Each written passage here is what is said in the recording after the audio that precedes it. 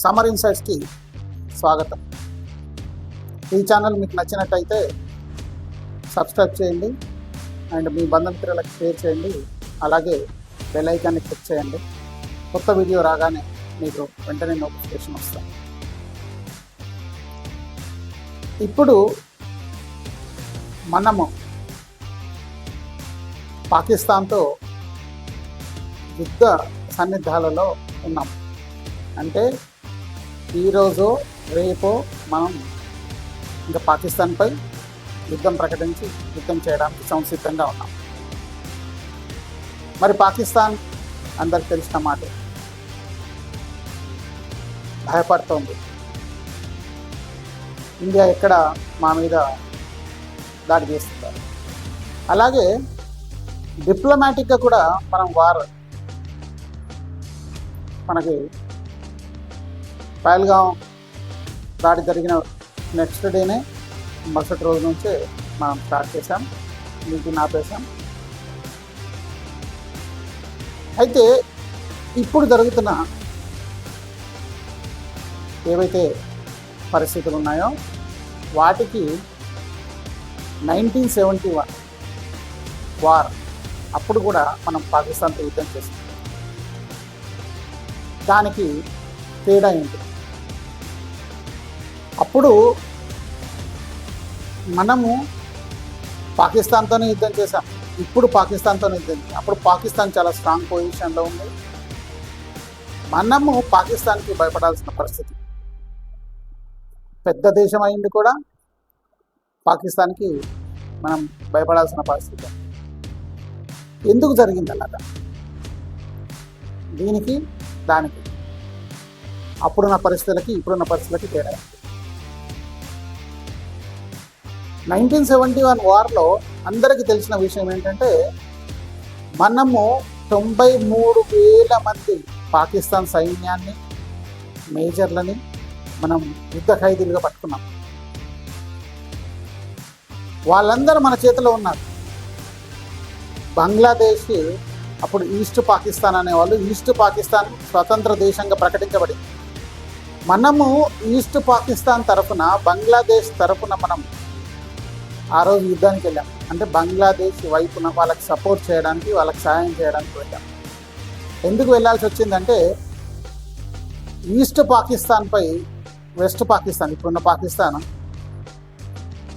దాడి చేసి, ఎందుకంటే మేము బెంగాలీలము, మాకు సపరేట్, మా కంట్రీ మాకు కావాలి, వాళ్ళతో మేము కలవలేమని చెప్పేసి అప్పుడు ఈస్ట్ పాకిస్తాన్ గొడవలు జరుగుతూ ఉంటే సైన్యాన్ని తీసుకెళ్ళి వాళ్ళని కంట్రోల్ చేయాల్సిన పరిస్థితి పాకిస్తాన్. అప్పుడు మనం వెళ్ళి డైరెక్ట్గా పాకిస్తాన్తో వార్ డిక్లేర్ చేసి బంగ్లాదేశ్ని స్వతంత్ర రాజ్యంగా వాళ్ళు ప్రకటించినలాగా మనం హెల్ప్ చేశాం. ఆ సందర్భంలో 93,000 మంది యుద్ధ ఖైదీల్ని మనం పట్టుకున్నాం. మరి అప్పుడు 93,000 మంది యుద్ధ ఖైదీలు మన దగ్గర ఉన్నప్పుడు అందరికీ ఒక డౌట్ వస్తుంది. నాకు కూడా వచ్చింది మొన్నటి వరకు. ఏంటంటే ఈ 93,000 మందిని మన పక్కన పెట్టేసేసి పిఓకిని మీరు మాకు అప్పగిస్తే మేము ఈ 93,000 మందిని మేము అప్పగిస్తామని చెప్పొచ్చు. లేదు, అదే వారిని కంటిన్యూ చేసి పిఓకే సైడ్ మనం తిప్పేసేసి పిఓకేని ఆక్రమించవచ్చు. అప్పుడు సైన్యం చెప్పేసింది లాహోర్ వరకు కొట్టేస్తామన్నారు. వాళ్ళు కొట్టారు కూడా.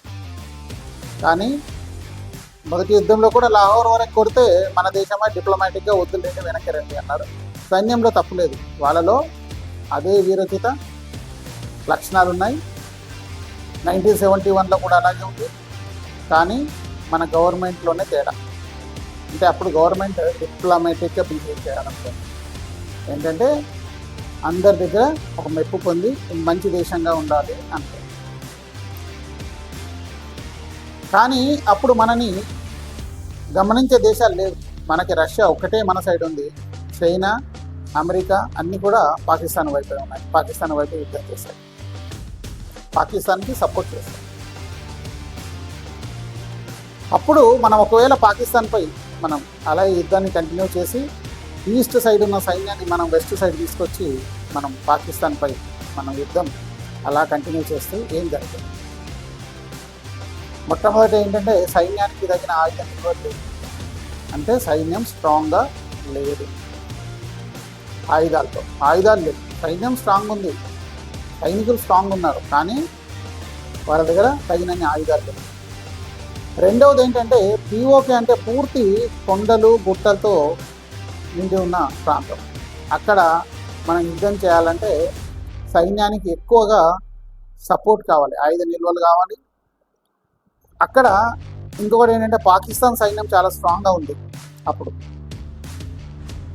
పాకిస్తాన్ సైన్యం అక్కడ బస చేసి ఉంది స్ట్రాంగ్గా, కాబట్టి వాళ్ళతో పోరాడాలంటే మనకు తగిన ఆయుధ నిల్వలు లేవు, అలాగే ఆ వాతావరణానికి కూడా మనకి ట్రైనింగ్ లేదు అనే చెప్పవచ్చు. మూడవది ఏంటంటే ఒకవేళ పిఓకేని మనం మన లోపల కలుపుకుందామని యుద్ధం చేసి మనం దాన్ని ప్రయత్నిస్తే గిల్గిట్ బల్టిస్తాన్ ఎక్కడైతుందో అది మనకి చైనాకి బార్డర్గా ఉంది. అప్పుడు మనం చైనాతో కూడా వార్ చేయాల్సి వస్తుంది. ఇవన్నీ కూడా ఆలోచిస్తే ఏంటంటే సైన్యానికి తగిన ఆయుధ నిల్వలు లేవు, అంటే భారతదేశం రక్షణ రంగంలో అంత శక్తివంతంగా లేదు.